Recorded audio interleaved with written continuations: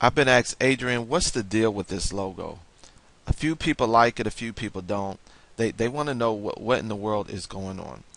And me being in marketing, I understand that your logo means everything. And the way I want to explain this is that when God gave me the vision to start this embassy, as some people call it a church, uh, the image that I had in my mind for the logo was two K's crushing the world. And the reason why I had that in my mind is because the K's are the basically God's kingdom. Is symbolic of God's kingdom crushing the world system. That's why you have the two K's and you see the cracks in the earth, because it's literally crushing the world's way of doing it, everything. When God's kingdom is when God's kingdom is felt, is experienced in people's life, you no longer conform to the world's way of doing things. And so that's why I wanted the logo to that's what I wanted the logo to represent.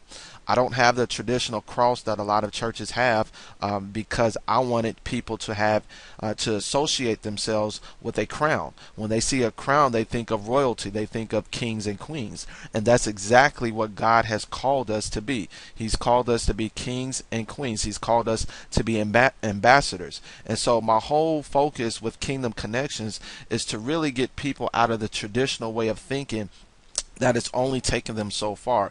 It's really to get them to understand their identity in God, in God's eye, who God says we are.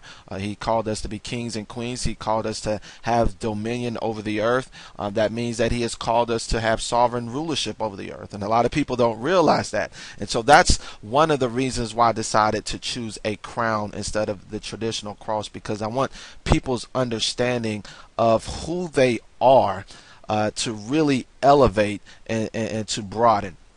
Now, some people say, well, Adrian, why did you choose two K's going one way and the other way? And Connections is spelled with a C, not a K.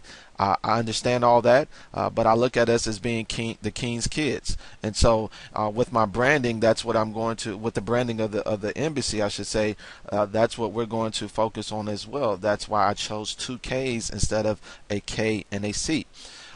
They're saying, Adrian, what's the deal with the word embassy? Why don't you just have church?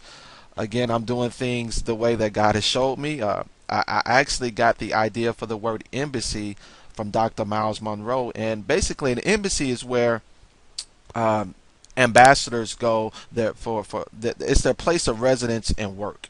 And so the way I look at Kingdom Connections is it's an embassy. It's a place where we as kingdom ambassadors can go and get the training of God's kingdom, know what it's about, know how it applies to our life, and to be able to use the gifts. And if people need healing, they can come to the embassy. If people need some type of financial support or love or whatever the case may be, they can come to the embassy. And not only that, not only will they get from the embassy, but they're going to give as well, because as their minds are being renewed and their understanding of who God has called them to be is growing more and more in their hearts, and they're beginning to live out the kingdom concepts, then they're going to be able to take their gifts and use it to serve the world, because that's what this is all about. It's about connecting God's kingdom to everybody. To everybody in life. And so that's the whole thing behind Kingdom Connections, and that's why I chose this. This is a badge. This shows that we are serious. We are serious about bringing God's kingdom to earth. Some people think there's hell here on earth. I like to take the approach that my brother Jesus Christ said. He said, thy kingdom come, thy will be done on earth as it is in heaven.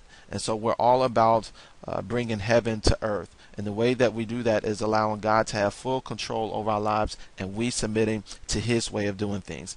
And I don't look at that as a restraint. I look at it as freedom, because there truly is freedom in Christ.